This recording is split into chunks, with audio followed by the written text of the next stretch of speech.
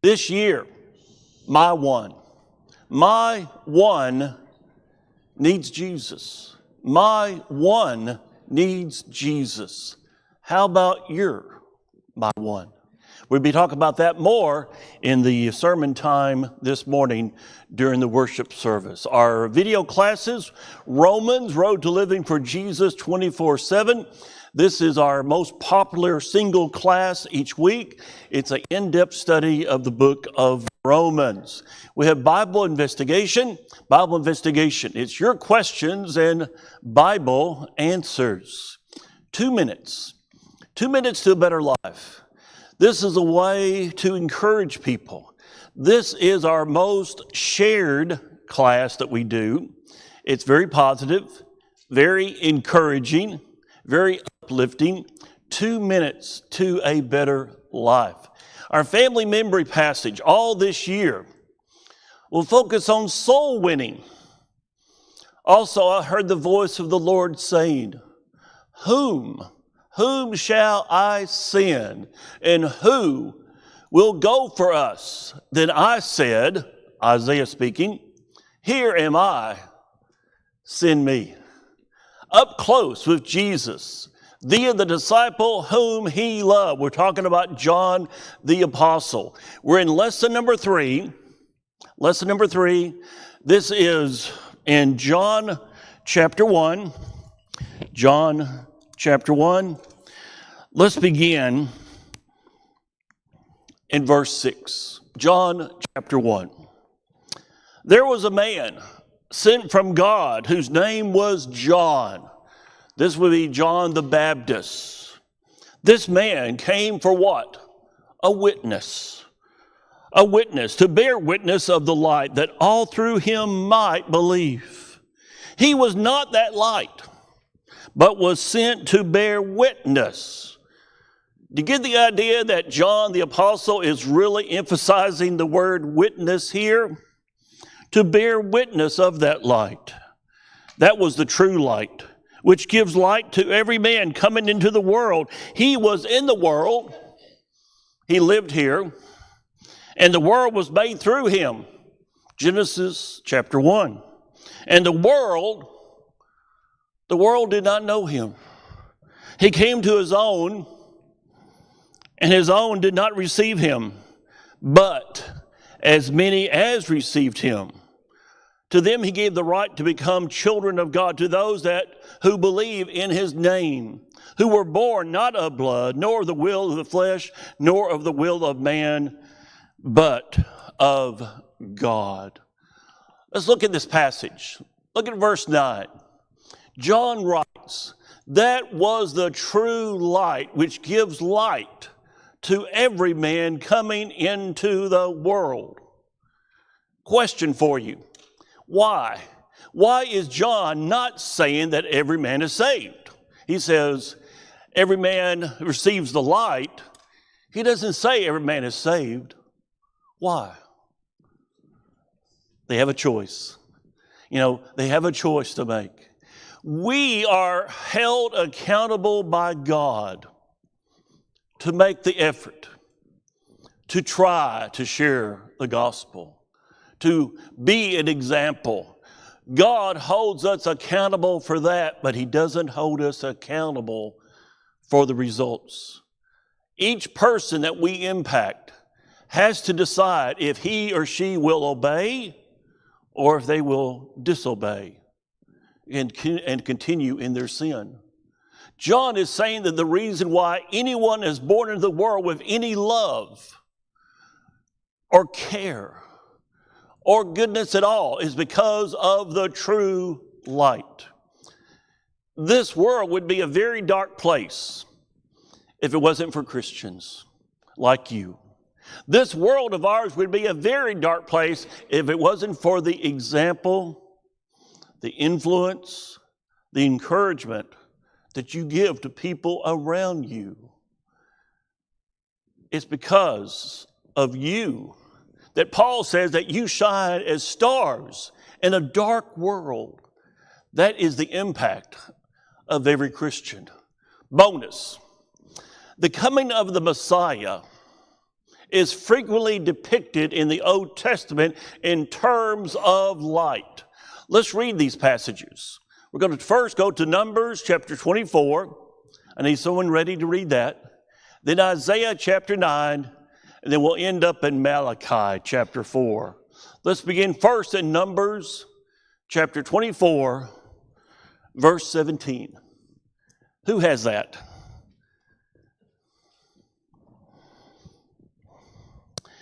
I see him, but not now. I behold him, but not near. A star. Some of your translations will say a light, because this word right here can be translated as star, or it can be translated as light. A star shall come out of Jacob. A scepter shall rise out of Israel and batter the brow of Moab and destroy all the sons of tumult. A star, a light. Isaiah chapter 9, verse 2. Okay, go ahead, Penny, read that. Isaiah chapter 9, verse 2.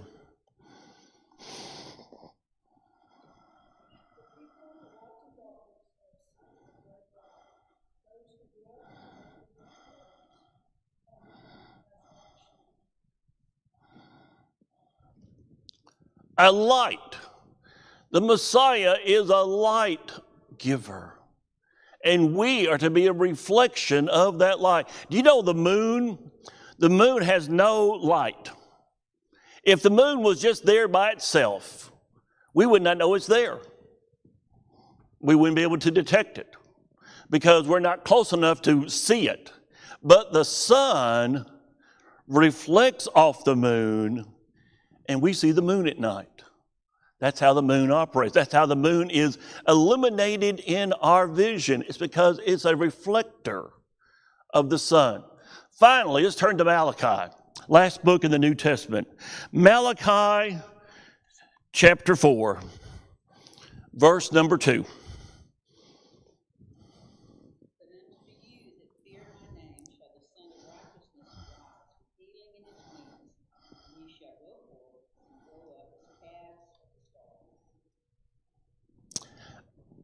The sun.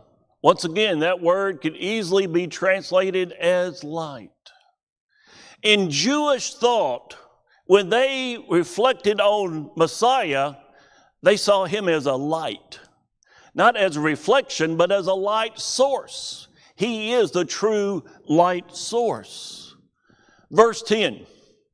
The world did not know him. This shows how far the world had fallen.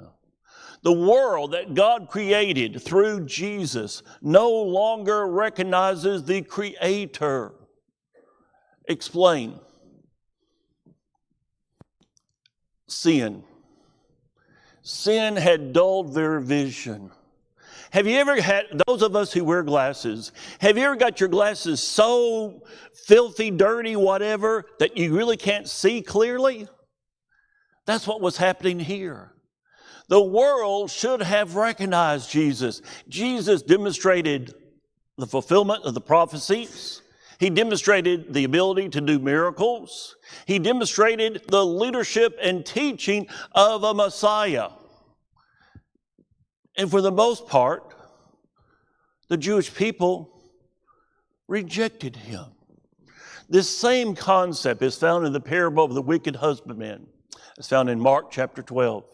In that passage, this group of workers are given the task of taking care of this vineyard. And the owner leaves. And the owner sends back for a report, and they rough up the people that are sent back to them to report on their work. And finally, the owner sends his son. And what do they do to the son? They kill him. That's what we did to Jesus. We killed him, but it was all part of God's plan. Verse 11, he came to his own. I love John and how he uses certain phrases. This is the very same expression found in John chapter 19, where it says, that disciple took her to his own home. Very, very same expression. When the Word, Jesus, came to this world, he did not come as an alien. He came home. He was like you and me. Why is that important? It's important because Jesus understands us. Have you ever had someone, in a figurative manner, stab you in the back? Maybe a friend, maybe a neighbor, and they do something against you? Jesus understands. Think of Judas. Have you ever had someone that you loved fail you and not live up to what he or she should have done? Jesus understands. Have you ever had someone to make fun of you, call you names? Jesus understands. He came to his own. Jesus was part of us. He's both the Son of God and he's the Son of man together. Verse 12, but as many as received him, to them he gave the right to become children of God. Circle that phrase, children of God. We're going to come back to that. To become children of God to those who believe in his name. They who will believe, obedience is understood, become children of God. The end of the story is not the tragedy of rejection, because the world mostly rejected him. It's the story of the grace of acceptance. And we're praying, we have a little situation there. The grace of acceptance. Let's talk about the grace of acceptance. It's not what we have done. It's not based on our merit. It's not based on our quality or quantity. It's based on God's grace. What is God's grace? God's riches at Christ's expense. Grace. That phrase, children of God, if you ever do very much research on Jewish lingo, phrases they like to use, things like that, this phrase, children of God, that's a very emotional Jewish term of endearment. They treasured in their hearts the thought that they were children of God. Bonus, verse 12. Verse 12 says, believe in his name. Believe in his name places emphasis that in order to believe in Jesus, you must believe. You must believe in the name. You must believe in that divine name. Look at Acts chapter 5. Acts chapter 5.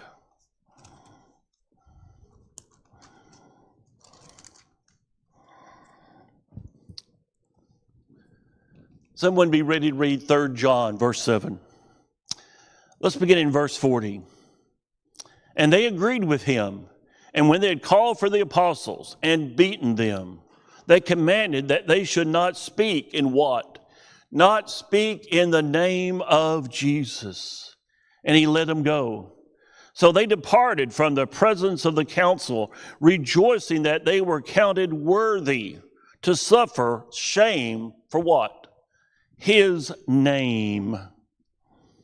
His name. Look at 3 John. 3 John, verse 7. Who has that? Cindy, go ahead and read that, please.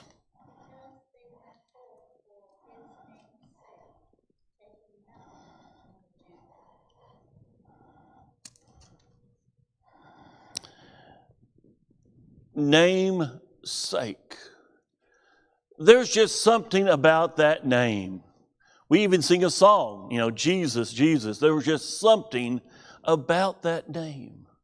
They believed in the divine name of Jesus. He was both Son of Man and Son of God. Verse 13, John writes, who were born not of blood. Donnie, is everything going to be okay? Okay, great. Who were born not of blood, nor of the will of the flesh, nor the will of man, but of God. John right here reminds us of the nature of the new birth. Now, I'm going to ask you a question here.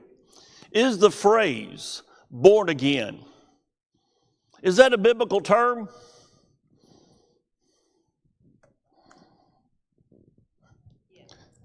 John chapter 3. John chapter 3. Jesus speaking to Nicodemus. Nicodemus is a member of the Sanhedrin. Jesus calls him the teacher. There is always with the Sanhedrin one person who is designated as the teacher. He would have been the most well-versed in the Old Testament scriptures. He says, John 3, verse 3, Jesus answered and said to him, most assuredly I say to you, unless one is born again, he cannot see the kingdom of God. What have we done? We have allowed a very good term, born again, to be excluded from our vocabulary. Why?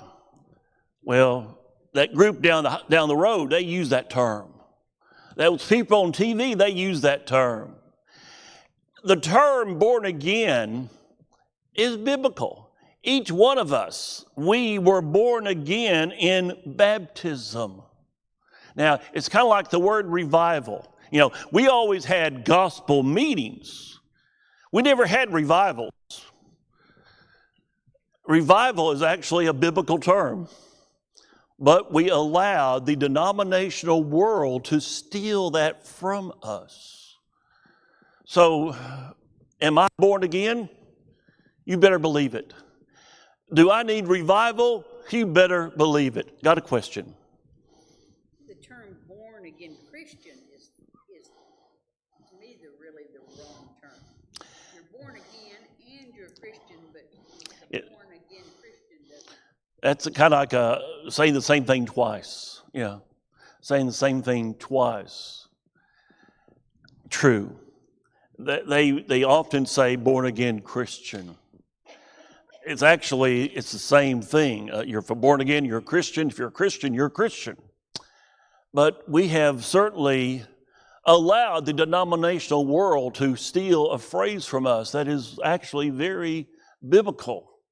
Willie's got a question. I love Willie's questions. He always stumps me, tries to stump me. Go ahead.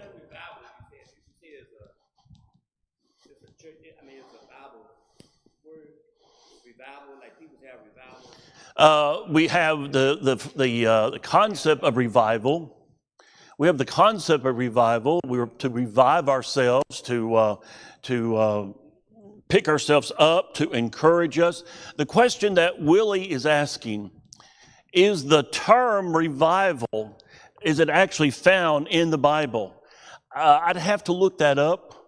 The concept is definitely there. The concept of reviving ourselves and renewing ourselves is there. But I'll have to look it up and see if the actual word is there. I would guess it probably is, but I'm not for sure. Sometimes I know the answers and sometimes I don't. Question. I saw an advertisement the other day that said Jesus was a refugee. That Jesus was a refugee.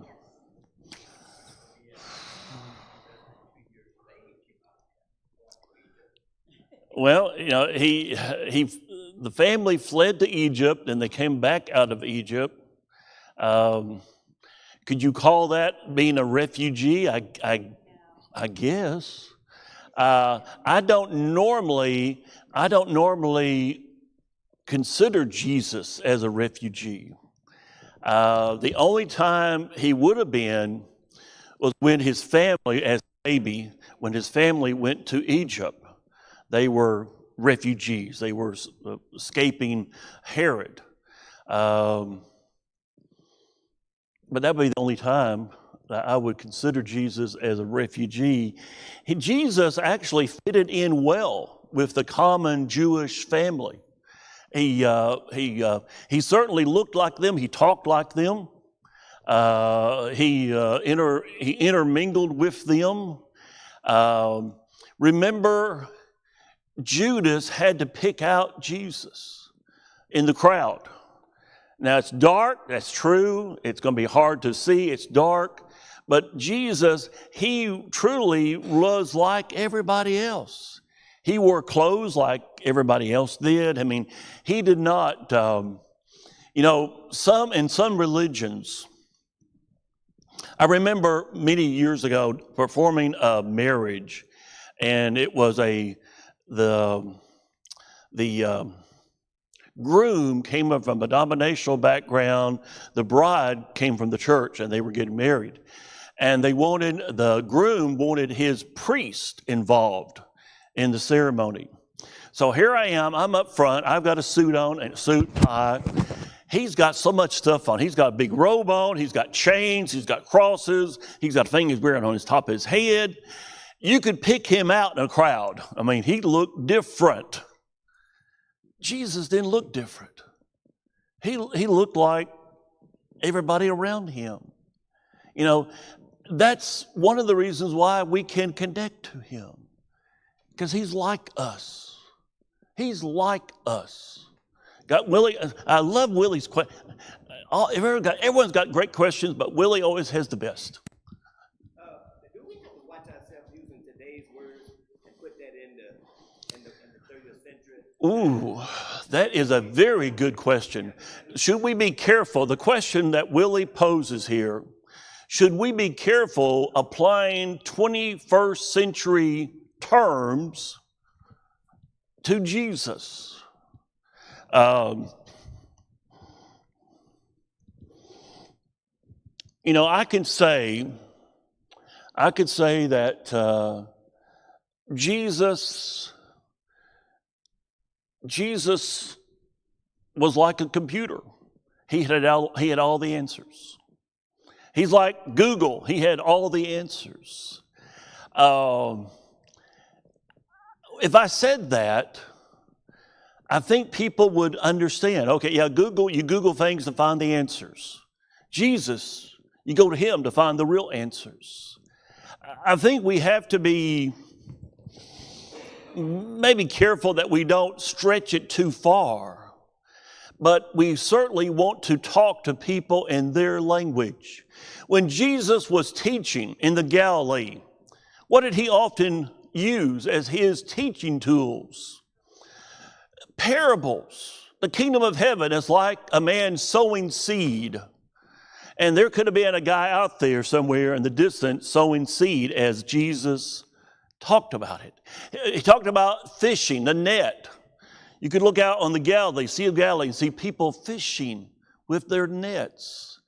He used terms and words that they could relate to. Today, for the most part, how many of us were raised on a farm? Okay, we are the minority. We're the minority.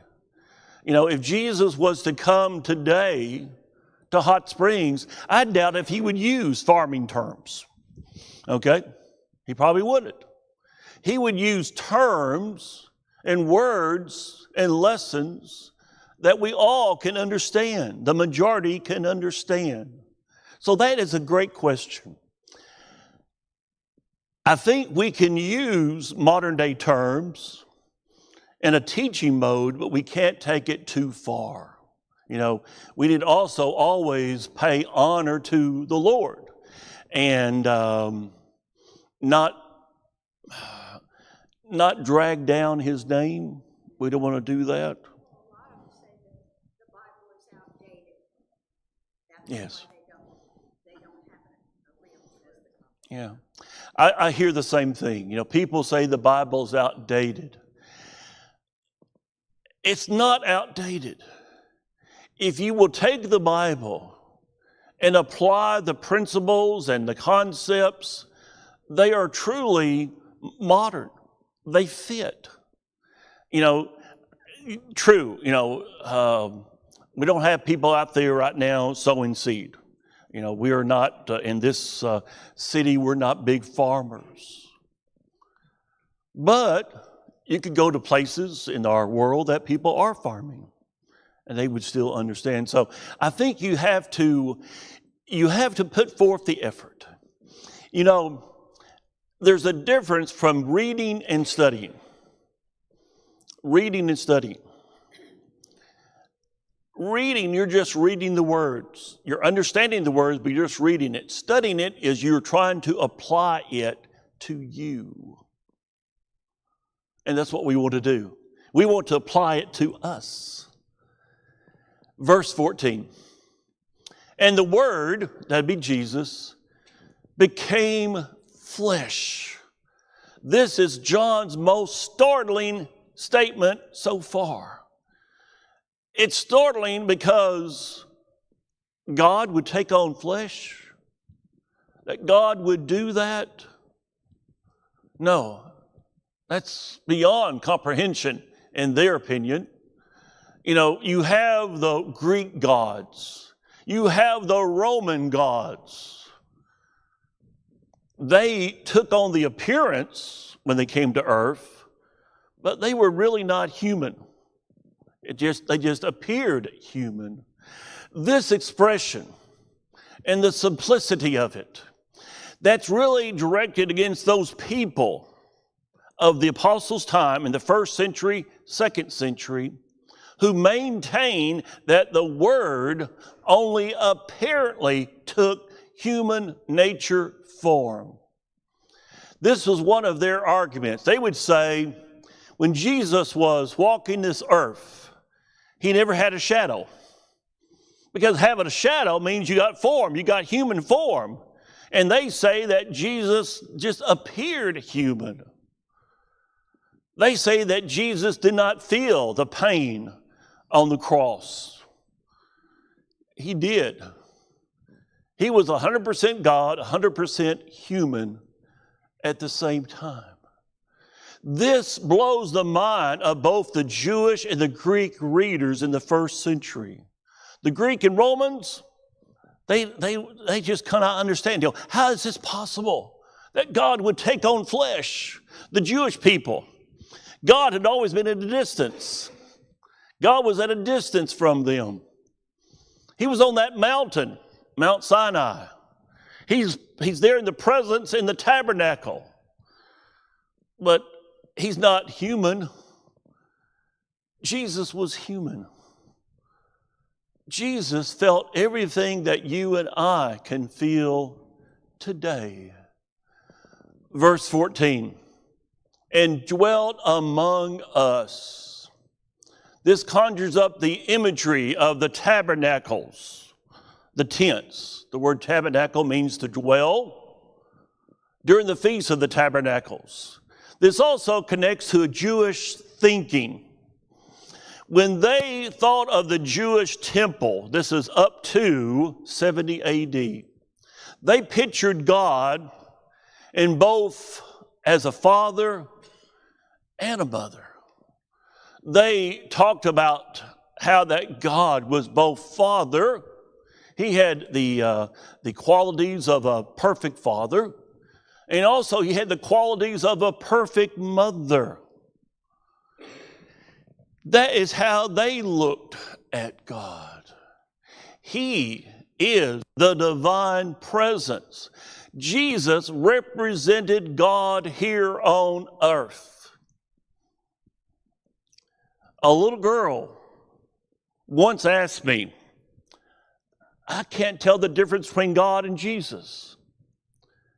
I said to her, bingo, you're right. There's no difference. God the Father is God the Son, is God the Holy Spirit. All three are divine. All three are divine entities. All three make up the Godhead. That's our God. The image of the tabernacle from the Old Testament is many things that Jesus does for us today. For example, remember when they set up the tabernacle, where was the tabernacle located? In the exact center of the camp. Each tribe had their position, but in the center was the tabernacle. Well, Jesus is our center. He is our focus. Jesus is the place where God's law is preserved. The tabernacle was a place where God's law, this would be Mosaical law, was preserved. It's the dwelling place of God. Well, that was Jesus. It's the place of revelation. That's Jesus. The tabernacle was a place where sacrifices were made. That's Jesus. The tabernacle was the center of worship. That's Jesus. Jesus is the perfect tabernacle. That's one of the reasons why when I look at possible dates for the birth of Jesus, I've got Jesus on my calendar being born somewhere near the Feast of Tabernacles. That would happen in the early fall, because that's where God came to tabernacle with his creation. Oh, by the way, I didn't have anybody speak up last week. I asked you twice if you wanted to do the long chronology. No one said it, so I'm not going to do it, okay? If you change your mind, let me know, and I'll be glad to do it. Bonus. The Greeks had their gods appearing on earth, but they were not taking on human flesh, but rather just appeared as humans. Jesus took it one step further with the birth in Bethlehem. Here you have a baby. Jesus allowed himself to be limited in the form of a baby.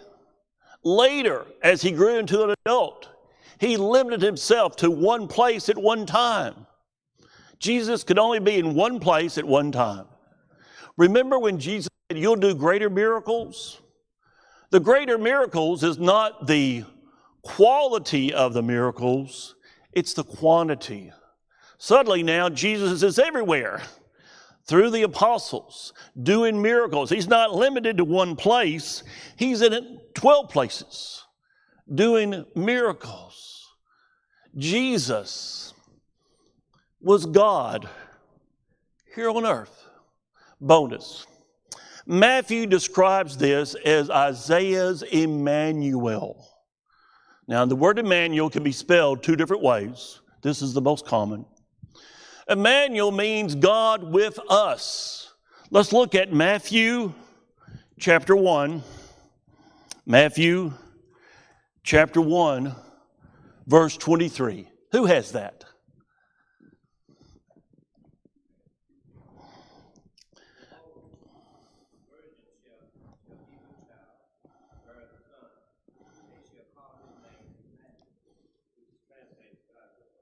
God with us.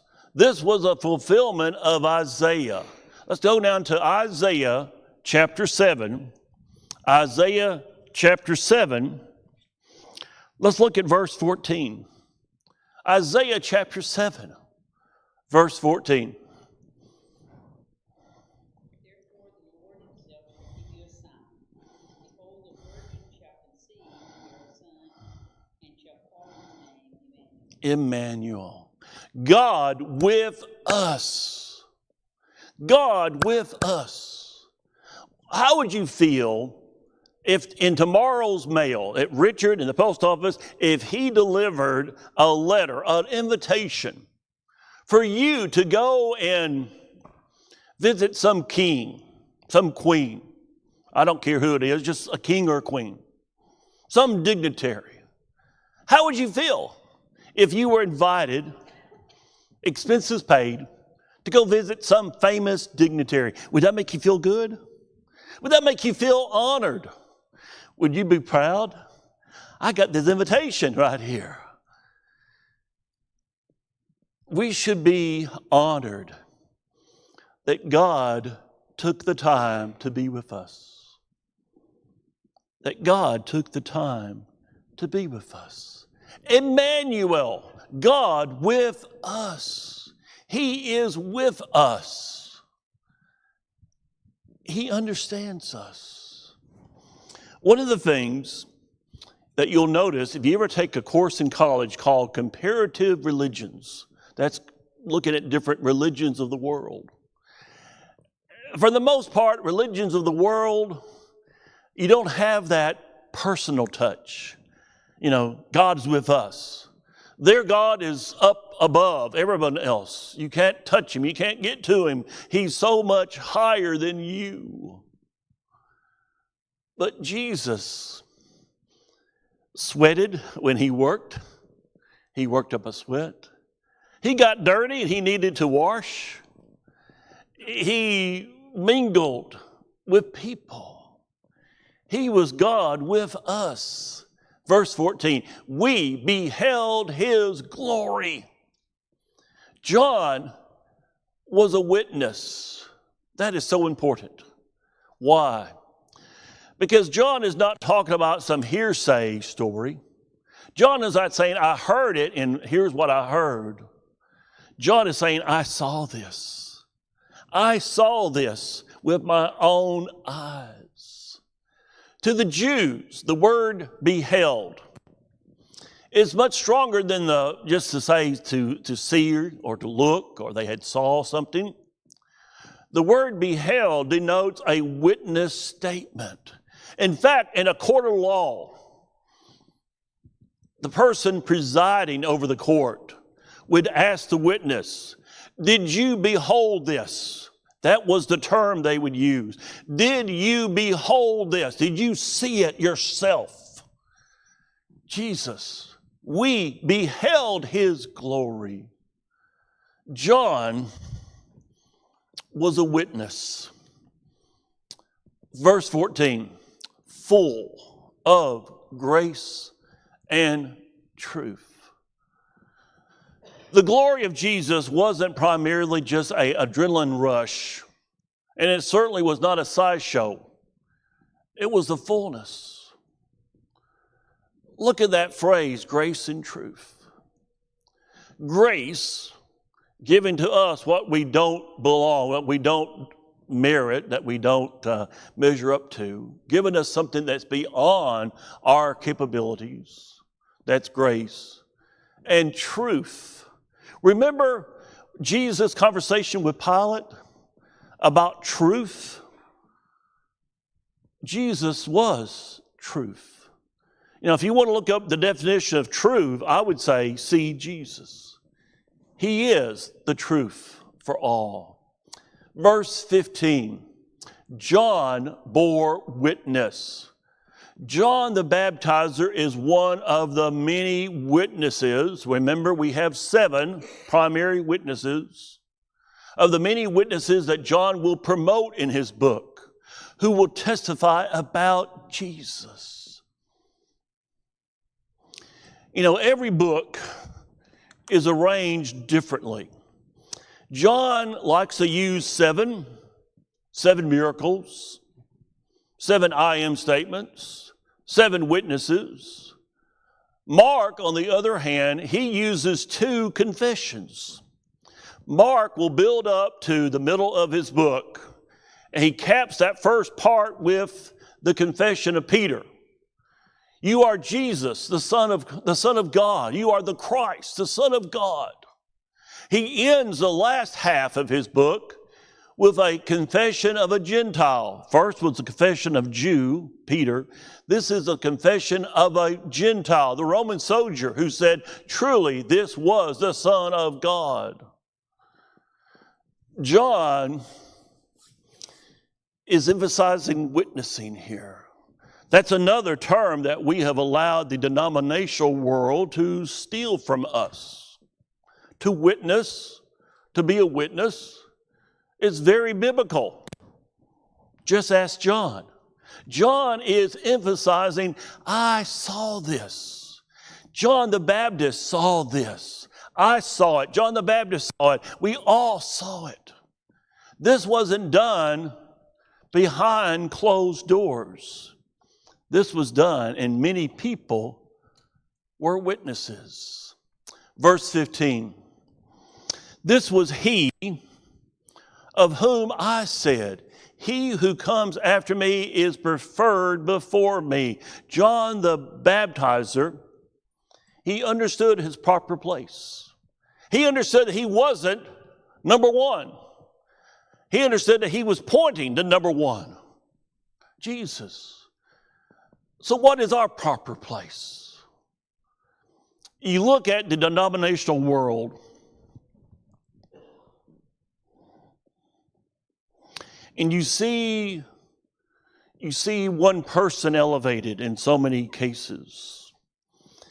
One of the first times that I had an opportunity when we were doing a mission trip to Romania, I had a couple of hours off, and I wanted to visit a Romanian Orthodox church building. Did you ever visit one? There's no chairs. People would stand.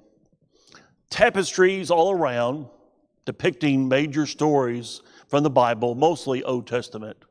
But in the front, way up, I mean, you had to take a stairs to climb. There was the place where the preacher would stand, elevated above all.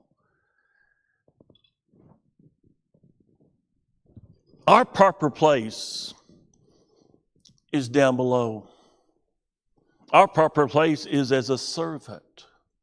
Our proper place is to put our faith in Him and what? Follow Him. Not dictate, not create new laws, not create new revelations, but to follow Him. Mankind has corrupted that. Mankind has taken certain people, a preacher, a bishop, a cardinal, whatever, a pope, and put him up high. Only God, God the Son, God the Father, God the Spirit, deserves to be number one. They're the only ones that deserve to be number one. Verse 15, for he was before me. John the Baptizer, his testimony was rooted in the understanding of the pre-existence of Jesus. Now, in terms of life on earth, John the Baptizer was approximately 6 months older than Jesus the man. But John the Baptizer, he understood that Jesus was both Jesus the man and Jesus God, Son of God. And he understood that the Son of God had always been. In antiquity, both Jewish, Greek, Roman, if something came chronologically first, it had priority. It had priority. It meant that it was superior. Jesus is superior. He is above all and will be above all at all times. John knew his place. Verse 16, we're about ready to wrap up for today. Verse 16, and of his fullness we have all received, and grace for grace. Explain. We saw it. He fulfilled us. God's grace extended to us, and now we are extending that grace to others. Anyone can become a Christian. It's not limited. It's not restricted. Anyone who wants to believe and obey can become a Christian. And that's the beauty of Christianity. We've got, I think, 5 minutes. Let's go ahead and Let's do one more, then we'll quit. I'll look at your text messages. Grace and truth came through Jesus. God used Moses to give his initial law, but we had to wait until Jesus to understand God's grace and his truth. His law is much better. The new law is much better than the old law in all things, in all ways. Now, Lord willing, we'll be starting in verse 18 next Sunday. And let's see here. Let's see if we got anything. Okay. Is the word revive in the Bible? Thank you. Psalm 85, verse 6, while thou not thyself revive us again, that the people may rejoice in thee. So the word revive is in the Bible. Psalm chapter 85, verse 6 in the New American Standard. The concept is definitely there. Concept is definitely there. Now, one more thing. During the sermon today, you will get to understand what this chair represents. In fact, I'm going to sit it out right here so you'll see it. This chair is part of my lesson today as we talk about my one. Thank you so much. You are dismissed.